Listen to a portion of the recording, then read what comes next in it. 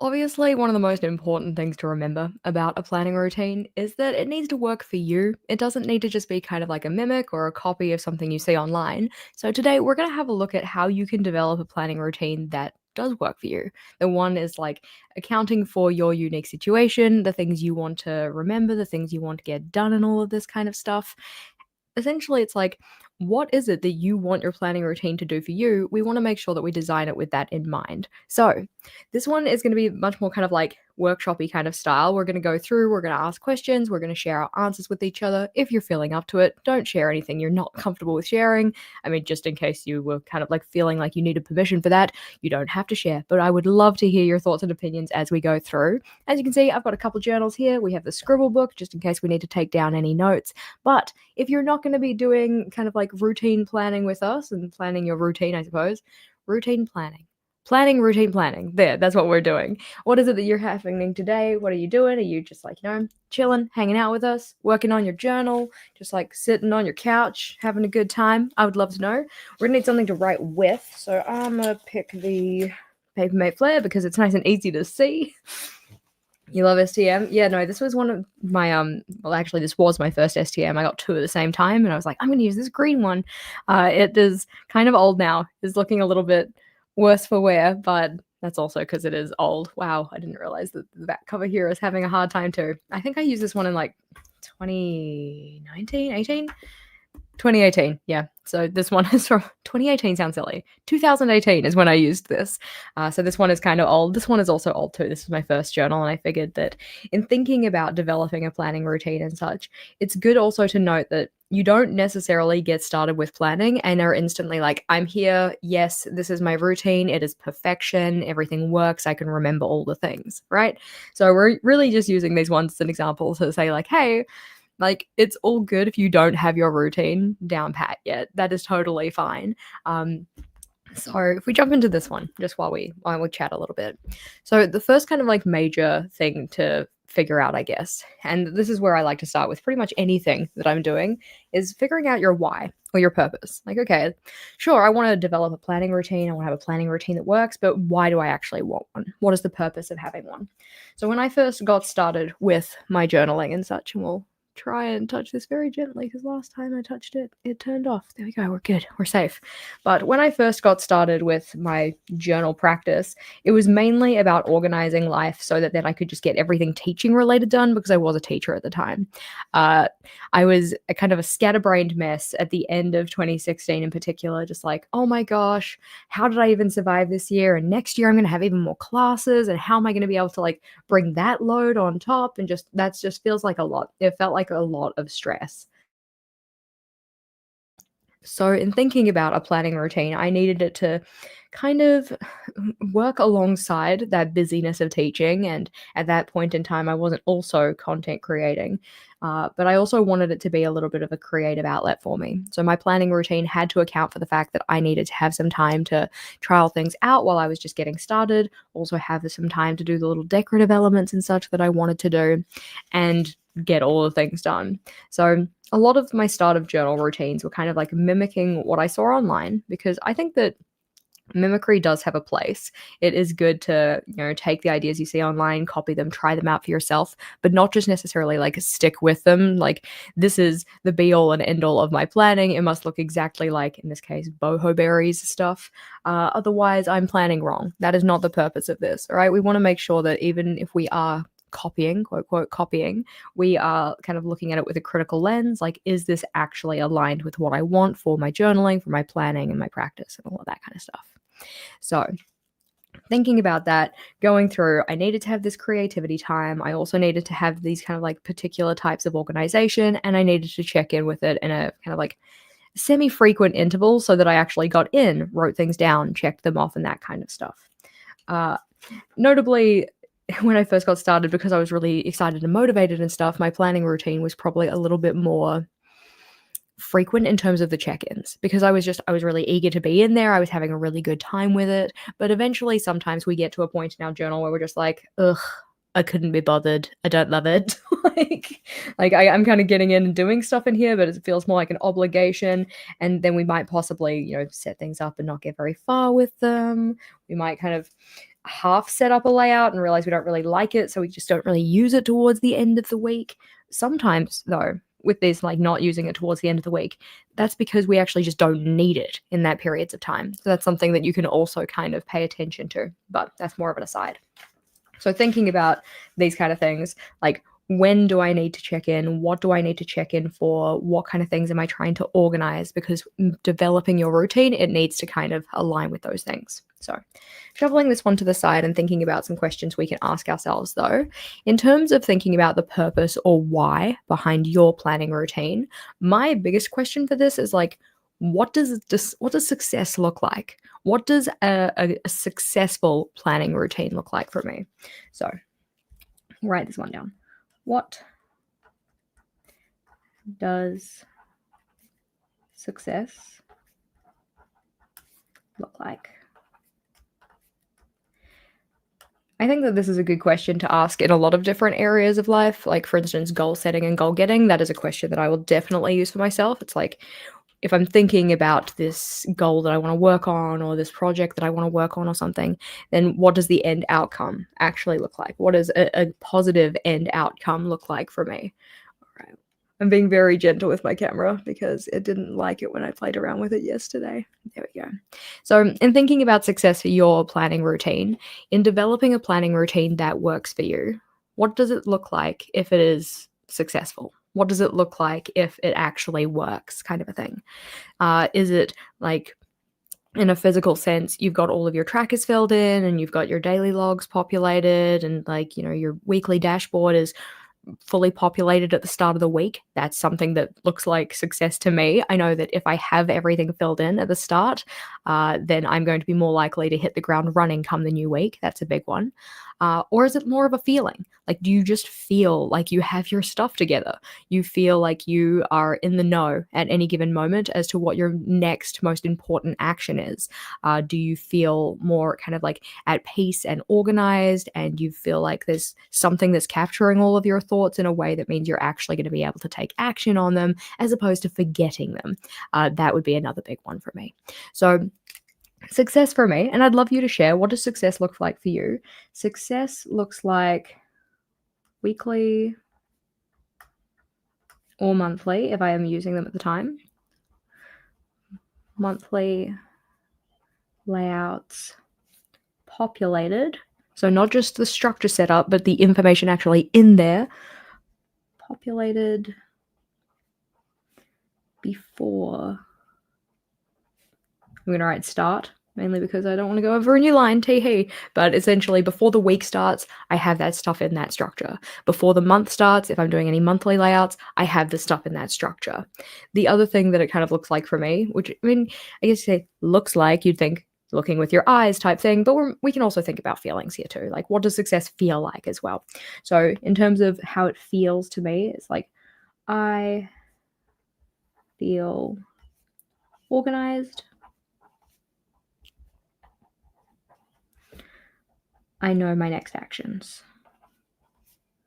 Knowing my next actions is a big one, because if I don't know my next actions, I will often just procrastinate on getting started on anything because I'm like, oh, I'm not sure what's important. I'm not sure what I should be working on. So I'll just sit here and do not very much. Kind of a thing. But I think that starting with this type of a question, like, what does success look like for you? What does a planning routine that actually works look like for you? You can also think about that in terms of some specifics. So it's like, oh, a successful planning routine for me looks like checking in with my planner every single morning. Or a successful planning routine looks like closing out my day with my planner at the end of the day, having a kind of like 5-10 minute check-in session to write up my list for the next day. You can start to put those elements into there as well. Another thing you can also think about that can actually be quite helpful is what's not working right now. So I'll give you that question to ponder as well, and then I'm going to go and have a snoop at the chat. What's not working? So thinking about your current planning routine, if you're here because you want to develop one that actually works for you, there's going to be something that's not actually really working. There's something that isn't fulfilling the purpose that you're giving your routine and such. Let's see. So Having your monthly spread done is the most success. Very fair with the month's happenings, regardless of my physical or mental health. Yeah, it's good to just feel like you're in the know so that then you can kind of moving forward plan your days accordingly. It's always kind of frustrating when you're like, oh, cool, yep, I'm going to get so many things done this week. I'm raring to go. Excellent. Here's my task list. And then you're like, yes, those 3 appointments that I forgot that I also had. And now I have to try and make time for those because they're kind of important too. Let's see. Success for me is setting up my monthlies by the first, preferably the night of, my weeklies on the Sunday before. Yes, very much that. I am that kind of person too. It's just makes me feel much more cool, calm, and collected. That is the feeling I'm aiming for. Cool, calm, and collected is my success. Let's see. Remembering to fill in appointments on your calendar spread as well as your weeklies. Very valid, very fair. Making sure the information you need is in the place that you need it or in the places that you're going to be referencing it. That one's a really big one too. And checking in at least once a day. That one's a good one as well. I find that for me, success is usually checking in at the very least once, preferably twice. Like that would be perfect success for me because then I'd be checking in at the start of the day and then also possibly the end of the day, sometimes in the middle. But like if we're thinking about an ideal one, me knowing what it is I need to get up to and do and all of that. Let's see. Success looks like I know what is coming up as far as scheduling for the family and work. Yeah. So success can also bring into the ideas of like which life areas are you trying to plan for? Which ones do you want to feel on top of? Because oftentimes if we think about like personal work, home, those kind of things, those are like our big categories. But for some people, we also have the specifics of like, I really want to help myself be more on top of my finances. So I want my planning routine to help me do that. Maybe my planning routine includes budgeting. Maybe my planning routine includes like having set periods that I check in with my spending log or something like that. Let's go see. What else do we have here? Success is an accomplishment and organization with the, relatively speaking, least amount of effort. Very fair. Success can also look like it feels simple, it feels pain-free, it feels seamless type of a thing. We don't want to feel kind of like chained, I guess, to our planner. Like we have to constantly be in it and on it and writing things and stuff because you're using your planner in theory to make plans, to get things done, to do other stuff, to live your life. So although working in our planner can be a lot of fun, we don't necessarily want it to be a routine that means we're always in there and don't really have time to do other stuff. Yeah, check-ins at the end of every day. Love it. Righty, success equals having weekly set up before the week starts because you're way more likely to use it. I think we can all agree with that. Alrighty. I have to have my CGs tracked. Very, very good. I think especially thinking about those like key pieces of information and such that you want to make sure that you're recording and what kind of frequency you want to record them on, that one's really important too. Righty. Success looks like not missing appointments and also having a place to plan for next steps while appreciating the steps I have taken. I love this, especially the appreciating the steps you've taken, because I'm the type of person that once I have a checklist, as soon as something is crossed off, it is like it's invisible to me. So I get to the end of the day looking at all of these ones that I haven't done, like, oh, wow, Jessica, you like didn't accomplish half the stuff you set out to do. And I'm like, whoa, calm down. You also did accomplish half the stuff that you set out to do. So it's like, yeah, making sure that we're appreciating the stuff that we actually have done as well. I love that. Excellent. Thank you guys for letting me know what your successes are. I really appreciate having a look through those. And I appreciate that so many people understand the feeling of having the weekly or the monthly like populated before we get there because it just helps so much. And I know obviously this isn't necessarily going to happen every single time. We're not thinking about this success or this ideal to try and hold it over ourselves as like a, oh no, it's the 2nd of the month and you haven't filled in your meal plan or your trackers aren't set up or whatever. We're not trying to use it for that purpose. It's more so just giving ourselves something to strive towards, something to be mindful of as we start to plan out our routines, okay? We're not trying to be mean to ourselves because a lot of people don't beat themselves up to success. That's not how it works, right? But thinking about what's not working, in terms of trying to develop a routine that's better than the one we currently have, usually there are some pain points in particular we want to address, and giving ourselves the opportunity to reflect on what those are means that we can be mindful about them and plan accordingly. So in thinking about your planning routine currently, what are the things that aren't really working? What are the things that like maybe you find you just don't fill in? You find that there's like particular types of information you keep missing? Is there anything that like you feel like you are just tracking it out of obligation more so than actually using the information, anything like this. So for me, right now, I think I'm in a pretty good place with the planning routine, but previously, some of the things that haven't been working were things like monthly habit tracking. I just found that I would not go back and look at the monthly habit trackers. Things that wouldn't work would be things like annual trackers, because I would just not go back and check in with it, which means that even though I had set that tracker up, even though I had said to myself, like, this information is important to me, so I'm going to put a structure in my journal to keep track of it, the actual action taking on that, the daily kind of stuff with it, it just wouldn't happen. So it ended up being like a half dead layout, like, well, I guess I died kind of a thing, because I stopped tracking what mood I was having, and yeah, whoops. So in thinking about these pain points and such, we can think about, what am I not filling in? What am I forgetting regularly? What am I finding that I am kind of getting too late every single time, whether that be like an appointment late, or more so something along the lines of a task that you tell yourself you want to do on a Monday, but it pretty much routinely happens on a Thursday. Yes, I'm thinking about my laundry that's still sitting there at the foot of my bed waiting to be put away despite having been washed on Monday. All right. So for you guys, what do we think? Things that aren't working. Habit tracker is not working. Been setting it up as a monthly, not working. Do it daily. Exactly. This is the kind of thing we can start to do. When we start to identify, like, this is the problem, this isn't working, we can then start to brainstorm possible ways forward. So a way forward for me with my habit tracking was to bring it onto my weekly layouts, because I do check in with my weekly layouts. That's where my priorities list is. It's where my meal planner is. So I brought it into there because I knew I was already going to be checking that spot. The idea of having me kind of turn back to either a monthly or an annual one, I just wouldn't look at it. For some people, though, that works really well. In fact, for me previously, it has worked really well to have a monthly. It's just that in my current season, it doesn't, right? Which I guess is also a good point to note.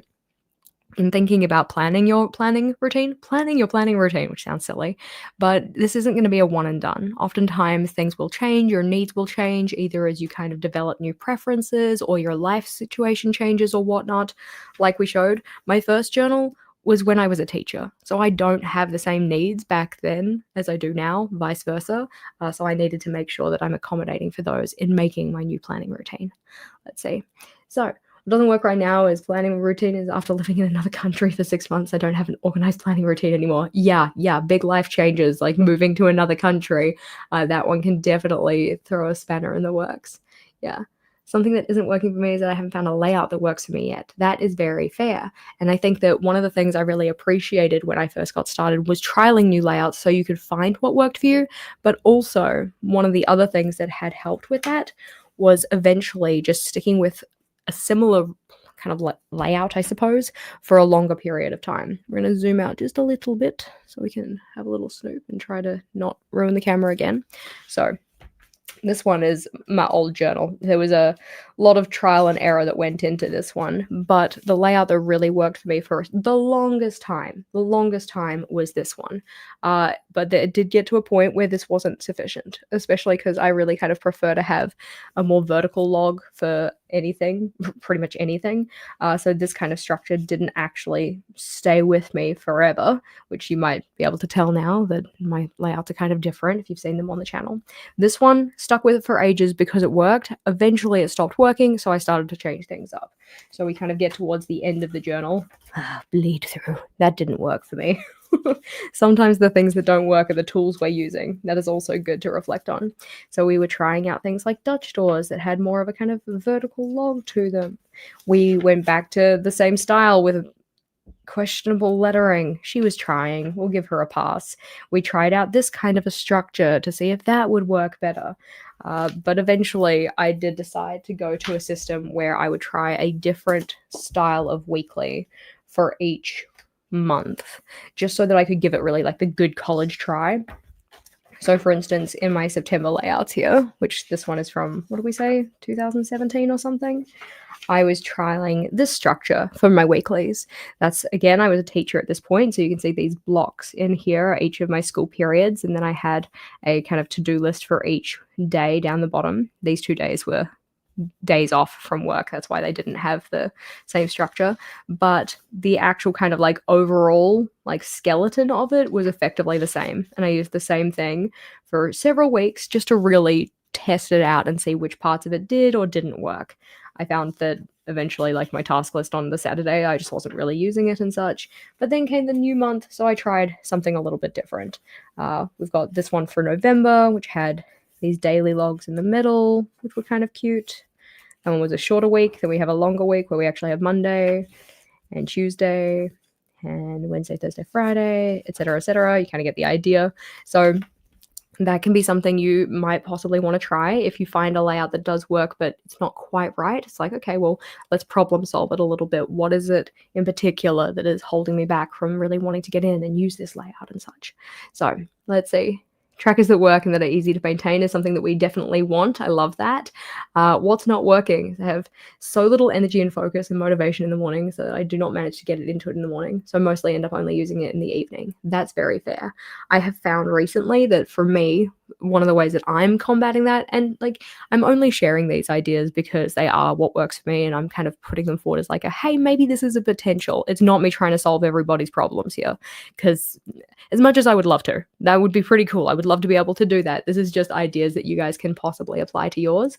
But one of the things that I found really valuable is setting up my task list for the next day the evening before. So I'm really aiming at the moment in my planning routine to, at the end of the workday, make that last 10-minute block be me setting up my task list for tomorrow. So it's like future Jess doesn't have to think about what she needs to do, because past Jess, or like at that point in time present Jess, has said, hey, these are our priorities for tomorrow. I kind of like set those priorities in advance for myself to make it just a little easier in the morning.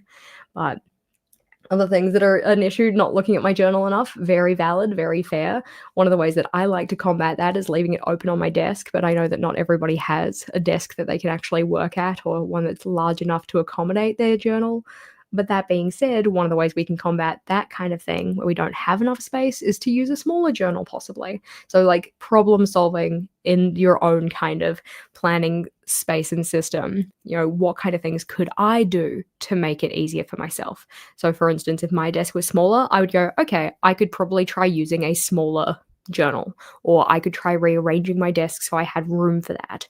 Or I could set check-in reminders on my phone or on my computer or something, depending on where I'm working, to remind me to check in with my journal, just while I'm kind of getting used to it and such. But let's see. Alrighty.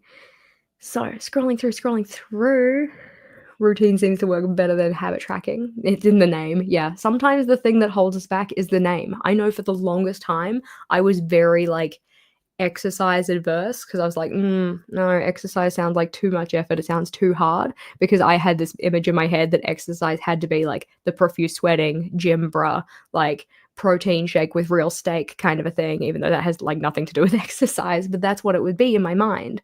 So because I had that kind of negative association with it, it meant that I had to find myself a new word. And for me, that was just movement, and it was fine. It was sufficient to just call it that.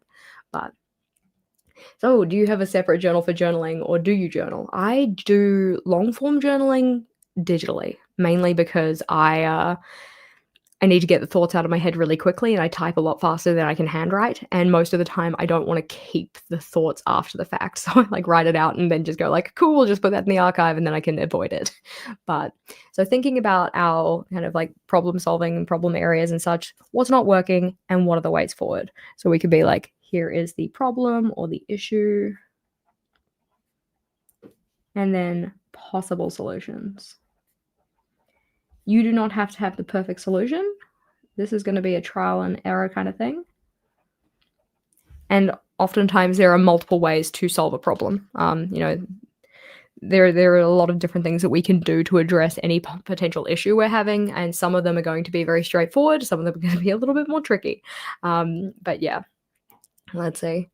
Something I've always struggled with is wanting distinct areas for things like fitness reading every day, but always failing when trying to use more than one journal. That's very fair. One of the things that you could do with that is something like a, quote, mullet journal, like business in the front, party in the back type of a deal. So you have distinct sections within one notebook to do that. Or finding some kind of a blended situation that is still giving you that kind of like this section is for insert thing here, but it is more in kind of like the same layout or same space. That's why I really love modular layouts where you have little sections that have different stuff in them.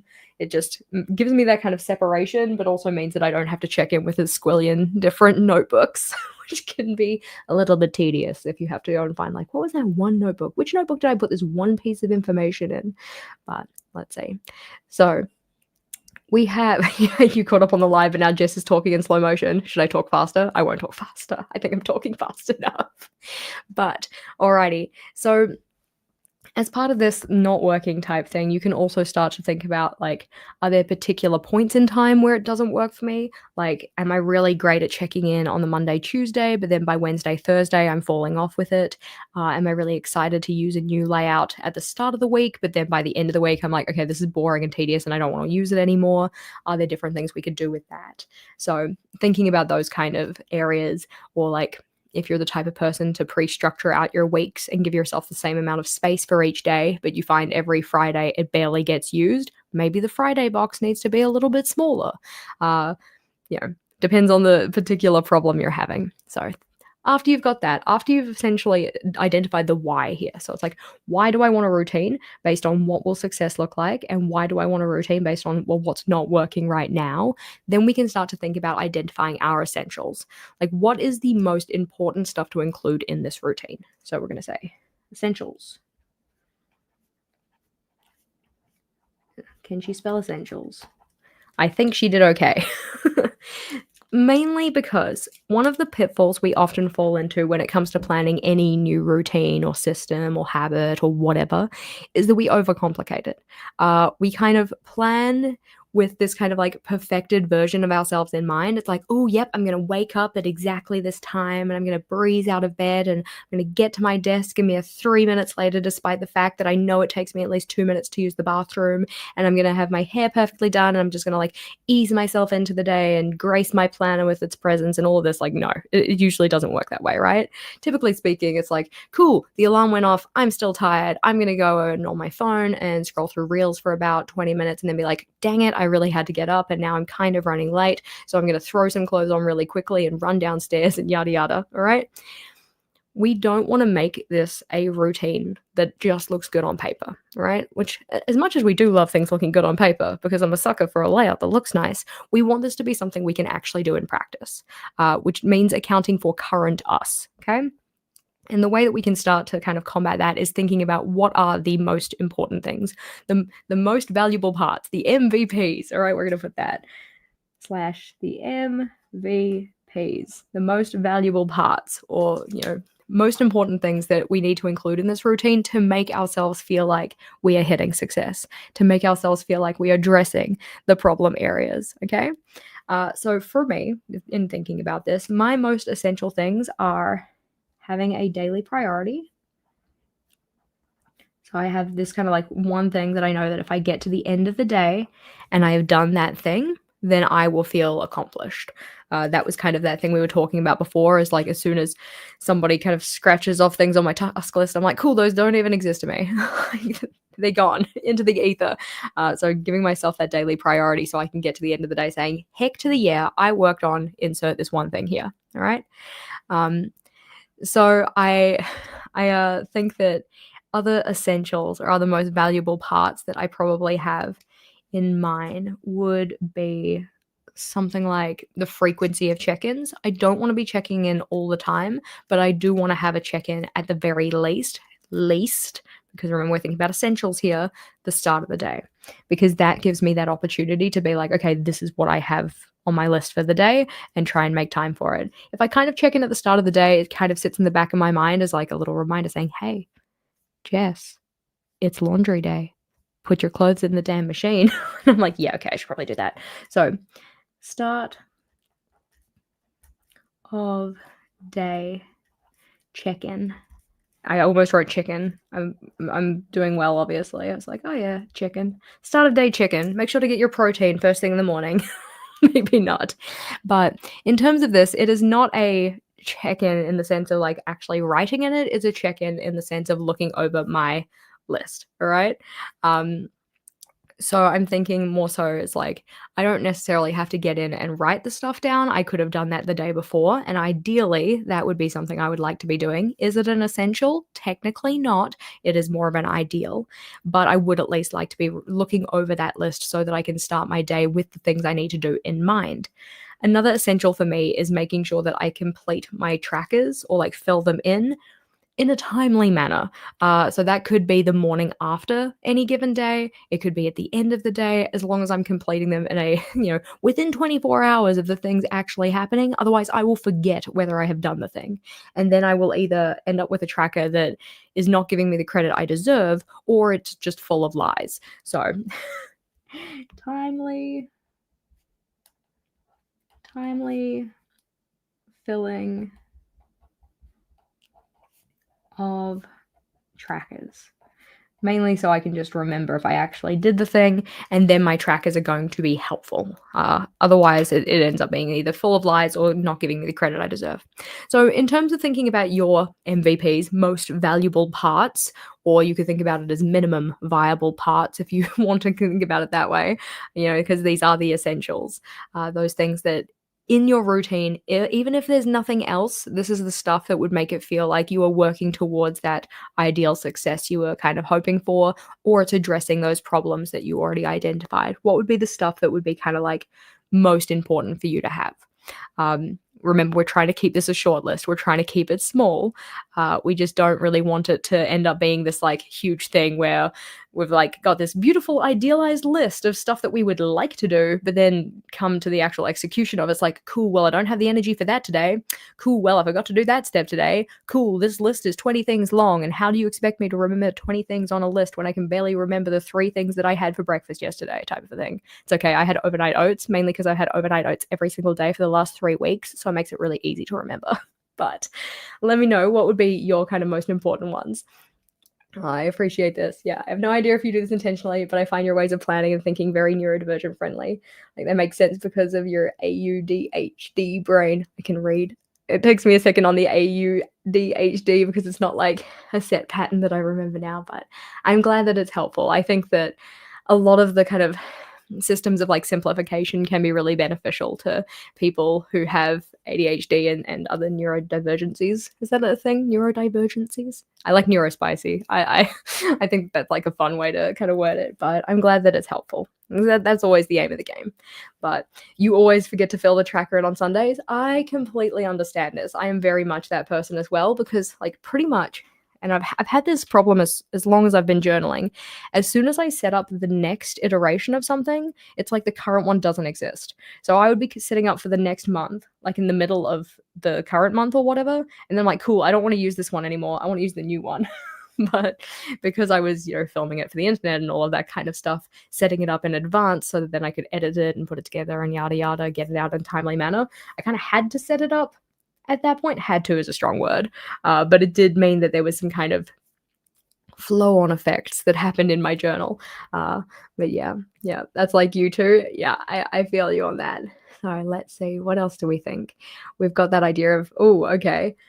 I set my time aside for hitting snooze on my alarm. Not proud of it, but I need time to half wake up. That's very valid. And I think that by noticing these things and paying attention to this stuff about ourselves, we can plan accordingly. Because I know that I am also the type of person who I like to have a little bit of time in bed. I don't get up with the alarm. I kind of sit there for at least 5-10 minutes.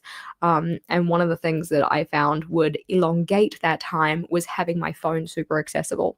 So I would typically charge my phone right next to my head, which means that as soon as my alarm went off, I could turn that off, roll over, pick up my phone, go on Reels, check Discord, like just do social media stuff, which would kind of like prolong the transition of me getting out of bed. But again, like I said, when we notice the problem, we can think about possible solutions. So I now have aimed to not charge my phone next to my head. So if I'm going to go on my phone, I have to get out of bed. And I'm like, okay, well, now I'm out of bed. I might as well like be out of bed. That has not necessarily stuck this week because I don't know, the body has chosen violence, and by that I mean I'm a woman, so life be lifing, and the whole cycle thing is happening. So I'm just like, cool, my energy is wah wah, and my body's just like, please get back into bed. We don't want to be alive right now. We don't want to be like up and functioning right now. Just let me be a gremlin. So yes, you're afraid of the phone B&B. I love the phone B&B. The phone B&B has actually been excellent. It's been a very good addition, but let's say your brain shuts down on Friday. So many unfilled Friday spaces in your journal. Very valid, very fair. And this is why I, in particular, enjoy having daily logging rather than a weekly structure for my task lists. Because if I tried to pre-section out how much space I was giving to any given day, I would end up with a lot of blank space.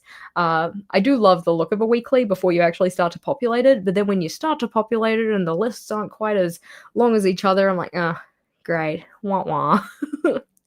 You've finally given yourself permission to change layouts in the middle of the month to find one that is going to be the solution that works better for you. I love that. And I think that that's kind of the nice part about not necessarily be wedded to a particular structure, but keeping things samey. Like if you're the kind of person who likes the matchiness of it all, because I am that kind of person, having your decorative style be something that can kind of accommodate different layouts and structures can be really helpful for that. Not all of us are out here decorating our journals and planners, but if that's something that you do because you love it and it helps you actually use your planner, then thinking about how you can kind of add flexibility into that can also be really useful. You had to get a jail lockbox for your son, but you needed it too. I have 3 alarms. First two are specifically for waking up but not getting out of bed. Yeah, I find that giving myself that kind of like run-up period and such. So I will sometimes set my alarm to be like 10 minutes earlier than I actually want to get up to give myself the body time to be like, okay, we're getting ready to greet the world. We're going to go do a thing now type of a deal. So in thinking about that planning routine, though, and thinking about trying to develop it for yourself, one that's actually going to work, what are the essentials? What are the most important parts? Not every single part, not the ideal parts. What are the most important? All right. Then after this, we can start to think about like the optional add-ons, right? This is your base kind of a thing. These are your, embellishments. I'm thinking about this in terms of a rice bowl. This is your rice and vegetables. These are the meats and other toppings because they're the ones that are like expensive and add a lot of cost to your, overall rice bowl that you're forming here. It's an analogy that works well in my mind, but I'm also hungry right now, so take it as you will. So essentials, these ones are more like the nice to haves or ideals. Nice to have. Now, I will again reiterate, it is important here that we try not to add every single thing under the sun unless you are going to very much tackle this like a pick and choose type list, right? These are the kind of things that it's like, nice to have, would love to have this as part of it, but if it doesn't happen every day, it's okay. If this is not something that happens without fail every single day or every single week or something like that, then it's all good as long as the essentials happen. So if I get to the end of the day, for me, having set my daily priority and hopefully worked on it, having done a check-in, not a chicken, at the start of the day, and having a timely filling in of my trackers, then it is a successful day in my planning space.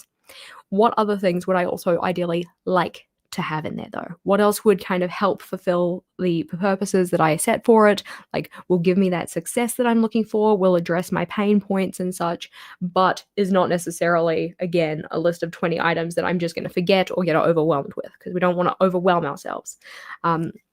For me, that would be something like writing my list for tomorrow today. Writing tomorrow. Tommo? I don't know. Tomorrow's list today. Half the time I can spell words when I'm on autopilot. As soon as I start to think about it too much, I'm just like maybe. So writing tomorrow's list today. So for instance, that would be like getting to the end of Wednesday, sitting down, writing my list for Thursday. Getting to the end of Thursday, sitting down, writing my list for Friday. So that then when future Jess wakes up in the next morning and such, she gets to her desk, she opens up her journal. I already have my presentations for the day. Presentations is not the word I was looking for, but I read the 1M and then my mind was just like, what is English? But thank you guys for trying to help me out with the tomorrow because I'm like, yeah, this looks right. Tomorrow looks right. So having that list of things that I need to do, priorities, not presentations. Oh my gosh. Obviously we need a drink. Tink. She can't even think straight. The brain must be dehydrated. Also, it's like 40 minutes in and we still haven't had a bevy. Ridiculous. What are we drinking today? I have water, mainly because I'm trying to drink water before I start to drink Coke Zero, because Coke Zero is bae, but the body's like, please give me water. Love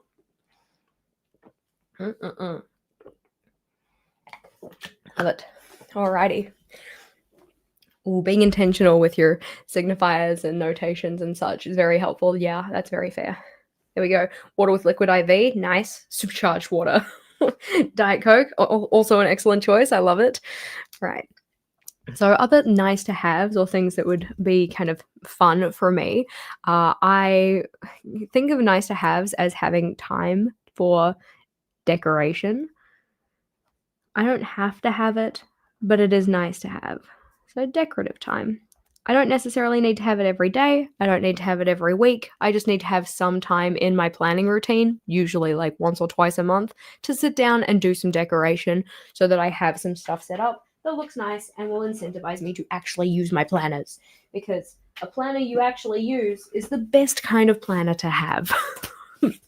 So, for instance, if I have a look at my current week, which is Poink week 3. You can see we have some decorative elements and such in here, but I have also gone and decorated some future layouts just so that then when I get to them, they're already set up looking relatively nice or nice enough such that I will have a little bit more joy getting in here and using them. Some of them are just like, some tape and some washi tape in the corners or whatever. Other ones are a little bit more structured. They have the headers in and such. Giving myself the time to go and find a font that I like to make the stickers that I want to use and all of that. And little spoilers for next month as well, because we're going with this like music kind of theme because I thought it was kind of cute. But having that time set aside in my planning routine, even though for some people, like, that's not planning, you're just doing sticker work, you're just decorating. They are not the people who belong in this community, and that's okay. Not every community is for everybody, but we are the kind of people who are like, heck to the yeah, put some creativity in your planner if it means you're more likely to actually use it. Because that's the point, right? We want to use it. That's why we're trying to make a planning routine that we're actually going to stick with. And for me to actually stick with it, it is definitely nice to have some decorative time. Anywho, so what kind of things do you guys reckon are your nice to haves? They don't necessarily have to happen, but you would like them to be part of it. And typically speaking, my nice to haves, I will make sure I include just because they make my system a little bit more enjoyable to use. I like decorating. Heck to the yeah, we like decorating. We like stickers. To the year is right. I need decorating. I love your current weekly spread for priorities and routines. I'm glad you like it. I found it's worked quite well, which is why I'm now on month 3 or something of using it. I think that it's simple enough that it's easy for me to draw up and stick with, but it has enough of a kind of like little modules that it means that the information is collected off to the side in like different little kind of sections. Because previously I would have done monthly layouts for things like that. So a monthly layout for meals and maybe a monthly layout for routines and such. But by putting it on this weekly kind of system and having them in their little boxes, I get the idea of like, oh, okay, I've got like this little section for this and this little section for that, which is really nice. But it's on a structure that I'm going to check in with a lot more often, which means that I am more likely to check in with it, which means my routine tracker is actually filled as opposed to the ones that are like, got halfway through the month and then fell off with it. I'm like, cool, don't have any data for that. That's why timely filling of my trackers is an essential, because if I don't fill it in a timely manner, I will just forget. Let's see. I'm like a kid with stickers. I love that. Decorations are my creative outlet. I love it. I need you to come and stickerize my pages. I love that. Stickerize. I do find that the decor does definitely help me. Let's see. Thing is, I love journaling and decorating spreads, but also it often becomes a barrier or drain on you. Very fair. And I think it's that kind of like finding the balance, right? So I have gone from a decorative style that was very kind of like doodles and drawing heavy to one that is kind of more stickers and tape heavy, because it's just a lot more approachable for me. And it just doesn't take quite as much time. Like if we kind of flip to like this one here, say, it's not hugely doodle heavy, but it did take more time to do this than it does to like stick a sticker in for me, say. But I think that also comes with a little bit of like, practice, obviously, and also finding the right type of stickers for the type of journaling you like to do. I'm the kind of person who will always gravitate towards stickers that I can shove in corners because I like the look of something just poking out of the corner of a layout or coming off the side. I'm not very good at using these individual pieces, but I've been trying my darndest to use them. Whereas previously, one of the things that I really enjoyed doing and part of my decorative kind of creative aspect was actually doodling in my journal. So we have ones like this where I went and filled it in with lots of little spooky doodles because it was October and I'm super original and I did a Halloween theme. I don't care. I love Halloween themes. They're absolutely awesome. This was also a month where I did a monthly habit tracker. Filling this in was such a mission Such a mission, okay? If we're thinking about problem solving, right, and thinking about ways to make our journaling just a little bit easier, um, journaling and planning so that then our routines kind of are a little bit more solidified. This was tricky, especially because each of these things has a scale from best to worst, but the scale is different depending on the thing. So I had to have a scale here, which means actually reading this is a nightmare. Like actually getting usable information out of this, nightmare. But it's fine. It's cool. She was doing some things, drawing out all these little stars. Nightmare. Okay, it wasn't that bad, but still, it took a lot more time. You know, the time, effort, and energy to do that versus a dot using a dot marker, distinctly less. So, low-key abandoned. Much prefer having the meals in different columns. See, we love it when she writes notes for herself so that then she can apply that kind of thing moving forward. Good job, me. But this was a month where I did do doodles, and I actually did one of those like Inktober challenges. So I was doing doodles every single day for different things. I think that we've got, I think it's supposed to be a snake. In my mind, it looks like a velociraptor, but like a velociraptor Jurassic Park style rather than one with feathers. But this kind of thing is not necessarily going to be something that everybody has time, effort, and energy for. For instance, current me does not have time, effort, and energy for this. Current me does have time, effort, and energy for shoving some stickers into corners and using the exact same layout 4 weeks in a row because then she knows the structure of it and it takes less time every single time she sets it up. So I am effectively taking time that would be dedicated towards like brainstorming and structuring the layout and such. I'm kind of like reducing that by doing it once and applying it to every single week in this journal, and then using the time that I kind of get back for and like the creative energy that I get back to go through and put the stickers in. It's kind of like use the same structure and then just decorate differently, if that kind of makes sense. But yeah. All right. Here's a question. Does anyone here have experience with starting a journal mid-year or journaling for an academic year rather than a normal calendar year? When I personally started, I started in November. So like I kind of have experience with starting it like mid-year, though the mid-year was like towards the ass end of the year. So maybe like slightly different. I think that there are people online who do a decent chunk of academic year planners. And I think that a lot of us also, for people who use like 2 journals a year, a lot of people will do like a January, July, but then also another journal that is July, December. I got the months wrong. June and July are like the same month to me in my head, but there should be some information or some inspiration online for that, which would be kind of fun. But alrighty, so scooting this one out of the way. Watch out. Oh, Kayla's here. Hi, Kayla. Such a pleasure to have you here. I'm like scrolling all the way down because it's been a while since I've checked the chat properly, I feel. I'm all the way back at like the top almost. All right, so moving on to the next point though. Once you have your essentials and your nice to haves, another thing to think about here is figuring out your frequency of check-ins. And I think that this is a part that a lot of people start with, but they don't have these kind of like prior things that they've really decided on. So they're like, yep, I want to check in with my journal every hour or something like that. Okay, maybe not. But I do think that figuring out the essentials and figuring out what success looks like and such can very much inform how often you will need to check in or want to check in order to do these things. So for frequency, and we're not necessarily setting this frequency of our journal check-ins or planner check-ins so that we are, holding ourselves to this unideal standard, okay? That's not the point. The whole thing here is making one that actually works for us, right? So if you're telling yourself, oh, yep, I'm going to check in with my journal every half hour, but you work in the type of position which means that is just like not available to you.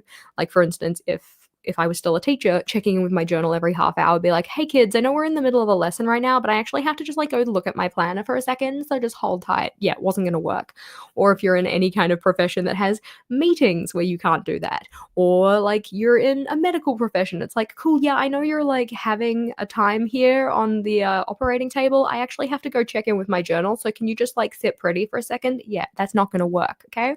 So thinking about the essentials that you've set for yourselves, because those are the most important things, and thinking about when you would possibly want to do that, how many check-in sessions throughout any day will you need to do that. This is the kind of thing that we want to start to consider.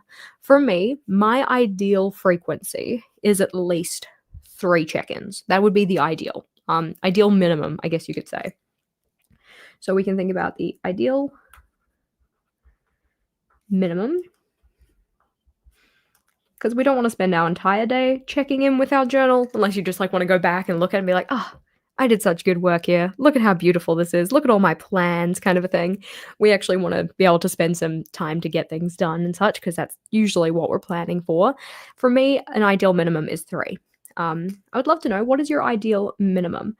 For me, it is typically the start of the day. So, like, as soon as I get to my desk, because that's where I'm going to be doing the majority of the stuff that I planned for in my journal, sometime around the middle of the day. It does not have to be smack bang in the middle of the day, but it's usually after maybe I get my first major thing done, because I do try and front load my day with the first, like, major or the biggest thing. So for instance, the biggest thing for me today that is like the most important is being here with you. This live stream is my most important thing.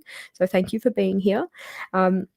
And then after we have our live stream, I'll go back and check in with my journal and say, okay, well, what are my next kind of tasks or actions for the day? And then I will ideally have one at the end of my workday or possibly the end of the whole day to do another check-in and say like, cool, what are we planning on for tomorrow? So that then I can hit the ground running, feel cool, calm, and collected, all of those kind of things. But mine is a 3. If I check in more than that, fine, totally all good. But I'm not gonna like hold myself to this idea of like I must check in 7 times a day. I have to check in every 2 hours. I have to check in like, right before bed. I don't often check in with my like everyday planner right before bed because I'm in bed. My everyday planner for the most part lives in my office, and I don't usually come back to my office at the very end of the day. I walk to my bedroom, get my pajamas on, try to go to sleep, and fail because the Archer and Olive release is coming. So I'm like, oh my God, I have to wake up at 2 a.m. to make sure I get the journals I want, type of thing. But let's see. Alrighty, Kayla says, on average, I'm checking my journal once a day in the morning. That's when I write my daily to-do list and plan the day. Sometimes I'll check things off throughout the day and end of the day. Yeah, I think that it's this idea of trying to find your smallest number that is going to still accomplish the things you want for your planning routine. Because sure, we could check in 6 to 7 times a day and get all of these things done and such. But if it's not actually necessary, then will you actually do it? We're not trying to set ourselves up for failure here. We're trying to give ourselves a nice, simple kind of routine that we will actually follow. But let's see, we've got, 3 times a day sounds like a good check-in number. It's a personal preference for me, and I think that it works a lot for other people as well.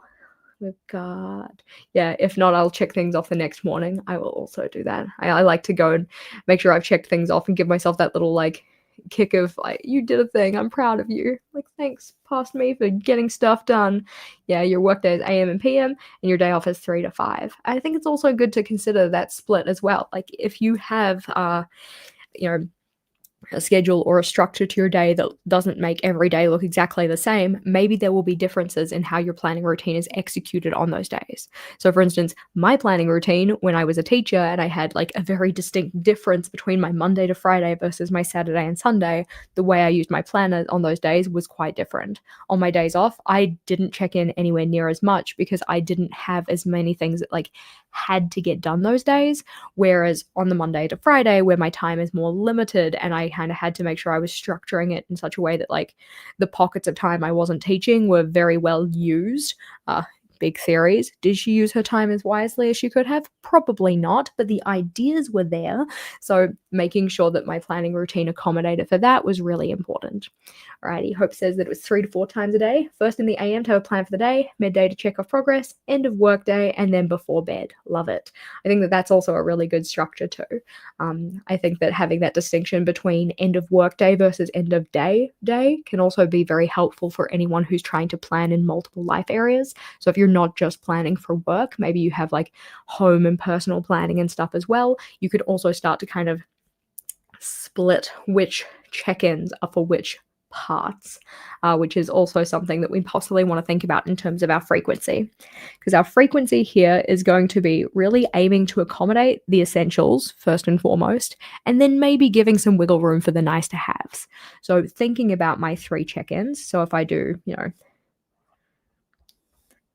we've got this one, we're going to have lunchtime, so there's a fork and knife, and then we'll have nighttime, okay, roughly. It's not actually like this, but if this is roughly my breakdown of when I'm checking in, this is where we're mainly focusing on tasks, like what is it that we're going to get done.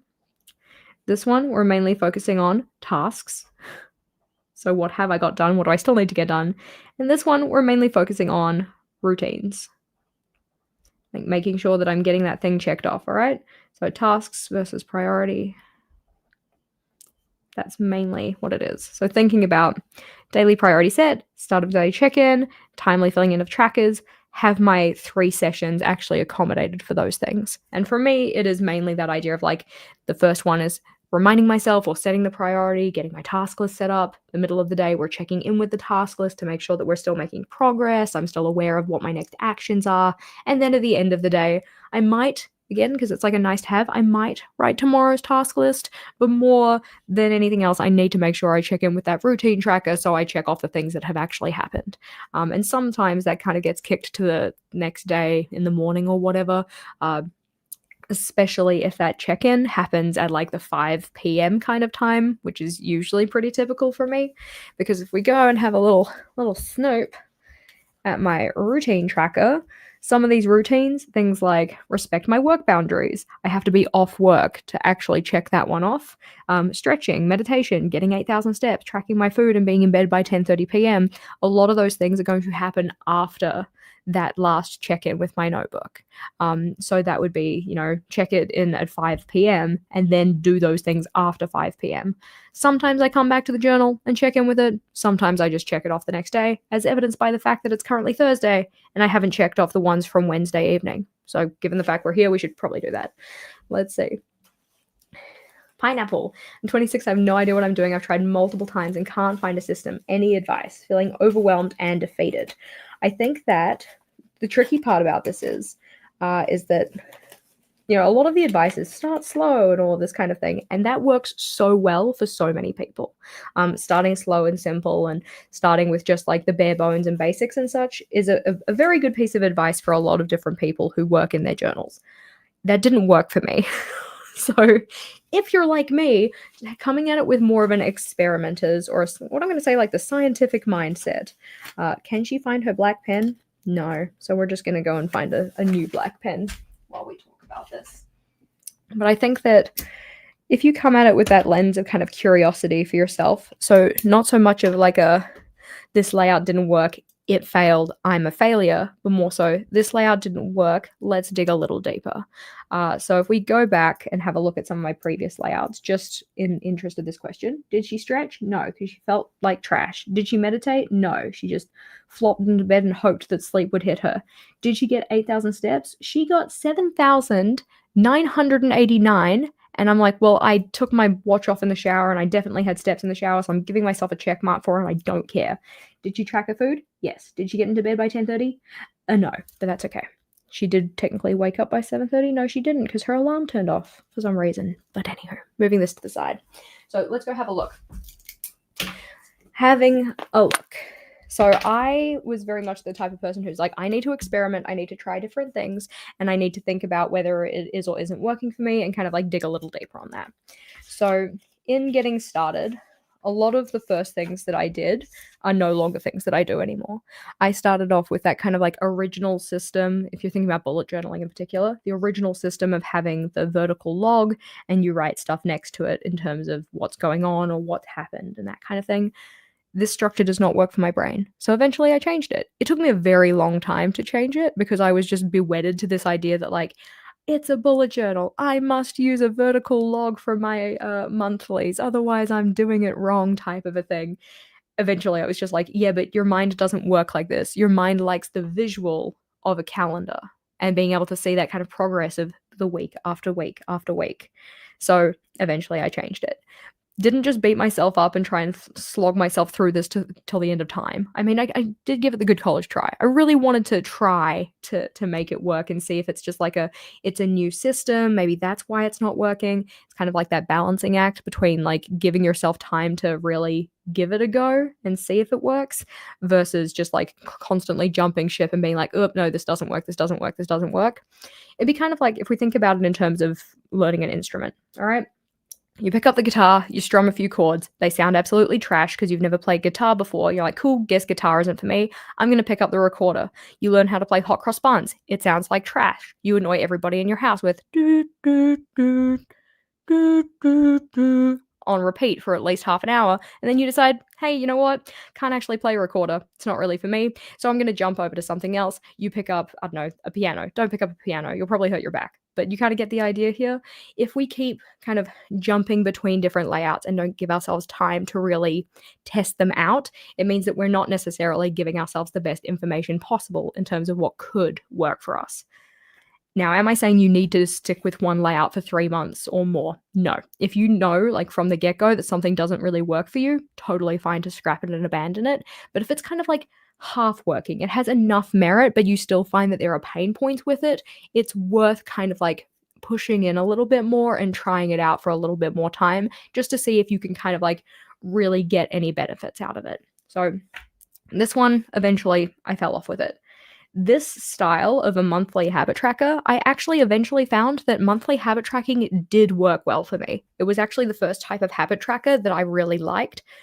But doing it like this, where you have to turn your journal in order to actually use it, was awful. Like, I do not like having layouts that I have to like rotate my journal, or they kind of like go against the general orientation that I'm typically using my notebook in. But this is something that I found out after many months of doing it like that. So we have November, December. Got myself a little note here. Life got crazy. So we're not beating ourselves up because we didn't use it. We're just giving ourselves some kind of like notes to say, hey, this is why it didn't happen. Gave myself a little smiley face sticker. So then I felt slightly more positive about it, maybe. Let's go see. Where's January? Thankfully, I put washi tape along the side of this journal so I can actually see where I'm going. January's one, I filled it in. Didn't necessarily have great execution on the habits, but I did fill it in. Again, feeling a little bit about this rotating business, but I'm sticking with it because I'm really trying to give it that good college try, right? Let's see. February, I decided, okay, rotating it is ridiculous. I do not like this, but I still like the general structure. So we're going to do the same structure. We're just going to have it in this kind of horizontal format so I can fit all of the days of the week. Eventually decided I didn't really like that. So it's like, let's just retreat back to the safety of something that is already known and go back to this. Stuffed these 2 days up. So I put in an oops. It just was so not necessary, but I felt the need to put it in. All right. So you can see, even though I know now that this layout doesn't work for me, there was a time where I kind of really brute forced my way through it to really just try and like solidify whether it wasn't going to work and also just make sure that it wasn't going to work. There was a point where we kind of fall off. I think it was in April. It's probably my favorite tracker that I ever had because it says, obviously I died. I love it so much because I just got to a point where I'm like, I could not be bothered filling this in. I haven't filled it in for so many days, so I don't remember how I was feeling like mentally and how my diet went. And like steps was easy because it was on my Fitbit, and sleep was also on my Fitbit, so I could get those pieces of data. But everything else, it would have just been straight up lies. So I'm like, yeah, okay, I died, obviously. These 2 red lines, I was like, oh yeah, I'm going to give myself a pass on not filling these ones in, and I'll come back to it after the red line. And I just did not come back to it after the red line. So, in terms of that though, like trying things out, trying a different style, whether it's just like rotating it or taking something that is usually monthly and putting it on a weekly, taking that kind of experimenters type approach to it, I think is usually more beneficial than just starting simple, especially because oftentimes for most systems, starting simple, just like, just use a black pen and paper. And I'm like, if I had have started with just a black pen and paper, I would have gotten so bloody bored and I would not have stuck with it. Like, I just wouldn't have, which means that I wouldn't be, I don't know, how many years have I been doing this? A while. It's been a while. It's been a few years. And I would have just fallen off with it and maybe eventually would have found something different that kind of helped with my planning system. But I think that going into it, being more of an experimenter, trying things out, giving them the good college try, but then also giving myself the kind of permission, I suppose, to change things when I realized realistically they were not working. That was probably the most beneficial mindset to have. Yeah. I also love all of these little messages being like, member for 31 months, member for 23 months, member for 9 months. And you're like, I'm just a newbie. I love that. I think we need some new badges for you guys to say, like, I've been here for like 24 years. I know you haven't been here 24 years, but you get the idea. Hopefully that helps with your question. But let's see. I have ADHD and I feel like it kills any attempt I make to like put my life together. I can't focus for more than 5 minutes max. It's so frustrating. Yeah, that would be really tough to deal with. I think that one of the things that has helped me, and I know that it can help a lot of people with ADHD, is that idea of the novelty of a system. And I think that that's one of the things that I really appreciate about drawing layouts myself, is that you don't have to use that exact same structure for the entire of a year. Like, using the exact same structure can be absolutely great for some people. Totally love that for them. I'm 100% behind it. If that works for you, then totally good. But I'm more the kind of person who, like, 1 month I might be really into the idea of like, I'm going to track my water intake. And then the next month is like, I don't give a toss about my water intake. I don't want to have a space for that on my dailies or my weeklies or any monthlies or something like that. So it's like leaning into what sparks joy in the moment, finding kind of enjoyment in the process, because you've got that novelty and you can change things up and lean into the stuff that is more exciting for your brain at the time to kind of incentivize you to do the thing. For me, when I started, the thing that kind of incentivized me to do the thing and made me excited was that kind of like decorative aspect of it, because it felt creative. I didn't have a creative outlet at the time, really, despite being somebody who did very much enjoy art in school. I also enjoyed science and languages, so the amount of art that I got to do was quite limited. So then being able to find something where I could be a little decorative but also get things done, it was a very good like marriage of two areas of my life that really needed some attention. But yeah, hopefully that helps. Anywho, thinking about our next steps, like in terms of your frequency. Okay, we've figured out what kind of frequency we want to have for it. We kind of have slightly maybe started to tie things to those particular blocks of time or particular points in time. Now we need to kind of formalize the routine. My routine formalization is this very beautiful scribbly list here. Okay, so it is me saying that like at these times I hope to be doing these things. Or to get those essential MVP things in, this is when I'm going to be doing stuff, right? It does not have to be rigid here. If you're the type of person who doesn't work well with a rigid, like, this happens at this time, this happens at this time, and this happens at this time, then setting yourself up a routine like that is not going to work for you. And we don't want it to not work. The entire purpose of this exercise is to find one that works, right? I want it to be something that feels doable for current us, right? We don't want to set ourselves these expectations that we just realistically can't do. Like, that just leaves you feeling kind of defeated and lame. And I don't want you to feel defeated and lame. You're way better than that. You deserve better. Okay. So for me, in terms of thinking about formalizing my routine, that does not mean putting very specific tasks at very specific times. It means giving myself kind of like a vague outline of what I hope it kind of looks like. Because if I have that flexibility, I'm more likely to actually stick with it. If I keep it simple, I'm more likely to actually stick with it. Okay. So for other people, though, you might be the kind of person who really does necessarily need that idea of like, at 9 a.m., I will sit down with my task list. At 12 p.m., I will sit down with my journal and I will check in with everything I've done. At 5 p.m., I will do XYZ. The nice part of that, if you are the type of person who can really kind of work with those very specific times to do things, like your schedule allows for it, your brain allows for it, then you can make use of your calendar or apps or timers on your phone or stuff like that to give you those kind of reminders. Love that for us. If you're the type of person who it's more that kind of like flexibility based, we need different types of cues. So rather than saying like, okay, I'm going to set a timer on my phone that says at 9 a.m. I will sit down with my journal, I like to set these up more as like intention statements. Implementation intentions is what they're called. I have an implementation intention in one of my journals that's actually here right now, so I'll show you. So my implementation intention for this journal, which we'll see if we can very carefully zoom in so we can have a look at it. See? I will fill in this journal before getting into bed each day at my desk. That was the implementation intention that I set for this journal, because I was intending to sit down at my desk and fill it in before I got into bed each day. This implementation intention actually isn't right anymore. My new implementation intention for this one, because this is my 5-year journal. If you haven't been introduced, hi, this is the 5-year journal. It has 5 years in it. I check in with it every day at the end of the day. My new implementation intention, or the kind of context in which I fill this in, is that I will fill in this journal in bed at the end of each day. So I actually keep this journal beside my bed so that it is there at the place of action, ready for me. It has a pen there as well, so that I can literally get into bed, pick up the journal, write down my notes about the day, and then put it to the side and go to sleep, is the general idea. Okay? So possibly, if you're the type of person who it's like the time-based system of a routine doesn't really work for you, is there some kind of other context that you could use to help you? And so my context will usually be like kind of regular routines that I already do in the day and tying it to those routines. So I know at some point in the morning of the day, I'm going to sit down at my desk. So my implementation intention for this first check-in is going to be when I first sit down at my desk, I will check in with my journal. Like, or you could put it the other way around. I will check in with my journal when I sit down at my desk at the start of the day. All right. So that might be at 9 a.m. It might be at 8:30. It might be at 10 if I'm feeling particularly demotivated or lazy or lethargic in the morning, which has been pretty much the entire of this week, but it's cool. We're giving her a pass. She's feeling some kind of way.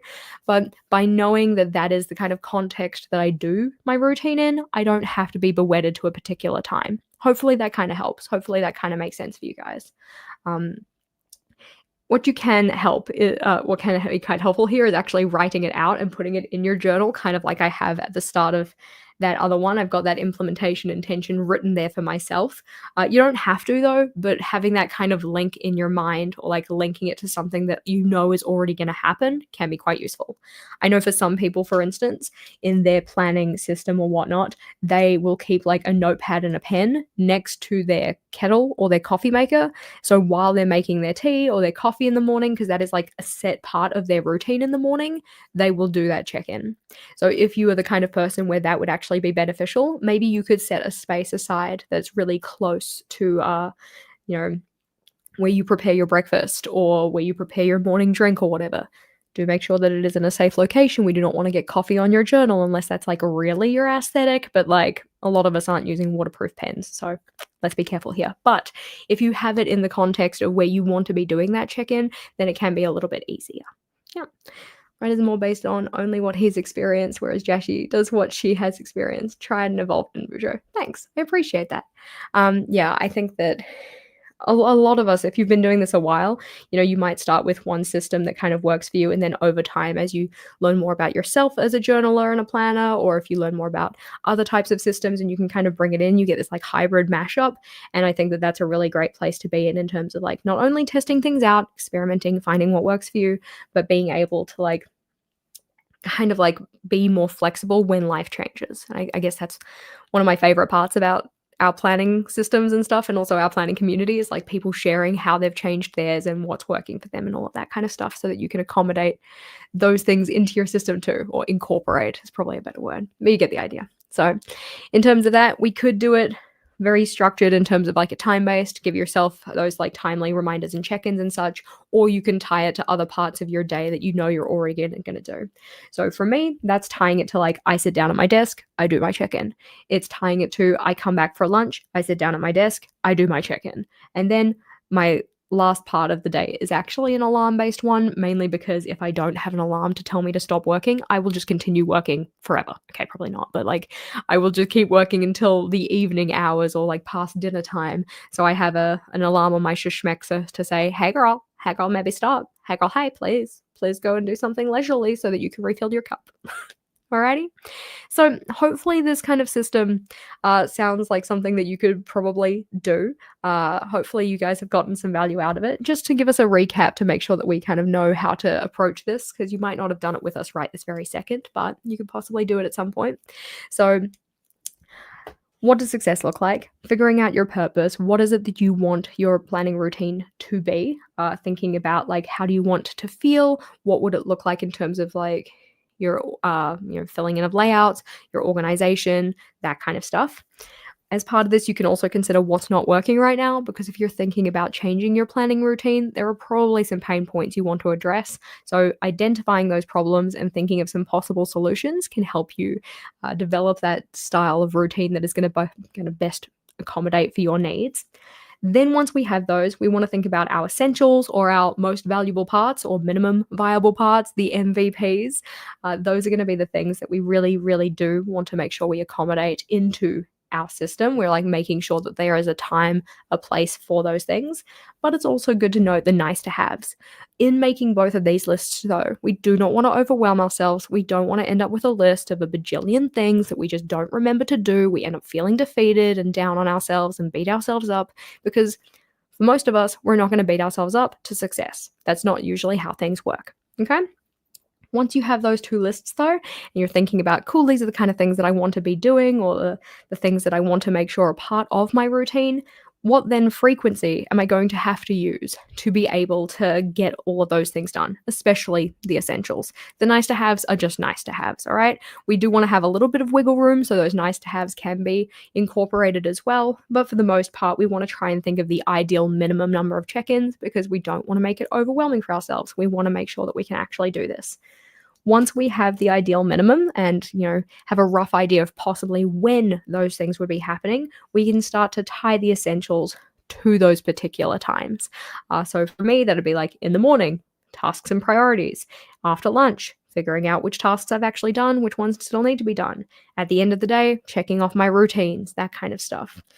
We can also then start to either incorporate that into our calendar, into some kind of like timer-based system, if you're the type of person who you kind of operate really well with that kind of more rigid structure, like 9 a.m., this happens, 12 p.m., this happens, 5 p.m., this happens. Or if you're more of a person who likes the flexibility of a kind of more context-based one, you can tie it to other routines you already have in your day. So for instance, I sit down at my desk, I check in with my planner. I go to lunch, I check in with my planner. I have my morning coffee, I check in with my planner. I wrap up my workday and sign off from my computer, I check in with my planner, or something like that. Okay? Whichever one is going to work best for you, and sometimes it'll be a combination of both. So for instance, my first two ones are more like context-based. It's like I sit down at my desk, I check in with the planner, whereas the one at the end of the day is the alarm goes off, I check in with my planner. Alrighty, team. I hope this has been helpful. I would love to hear more about what your kind of routine that you're thinking about looks like in the comments. Please do be sure to share with me, and I will see you next time. Bye, guys.